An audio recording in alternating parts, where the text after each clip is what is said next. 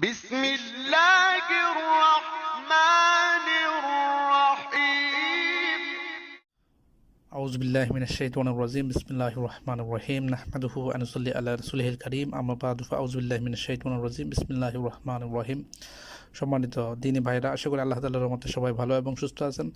আমি আল্লাহ তাআলার অশেষ রহমতে আজকে আপনাদের সামনে একটা বিশেষ তদবির উপস্থাপন করব, যেটা বশীকরণ বিষয়ে আপনারা ব্যবহার করতে পারবেন। স্বামী স্ত্রীর বশীকরণ, স্বামী স্ত্রীর মধ্যে যদি মলমালিন্য হয় অথবা চক্রবিবাদ হয়, সেক্ষেত্রে বশীকরণ করার জন্য ব্যবহার করতে পারবেন। তারপরে পারিবারিকভাবে যে সমস্যাগুলো হয়, বিবাদ হয়, এগুলো বশীকরণ করতে পারবেন, শত্রু বশীকরণ করতে পারবেন, বিভিন্ন কাজে ব্যবহার করতে পারবেন। তবে উদ্দেশ্যটা সহি হতে হবে, উদ্দেশ্যটা যেন খারাপ হতে পারবে না। যদি খারাপ উদ্দেশ্য হয় তাহলে আপনারা ব্যবহার করবেন না, দয়া করে। আপনারা দেখতে পাচ্ছেন এটা কোন শাস্ত্রের এবং লেখাগুলো কীরকম,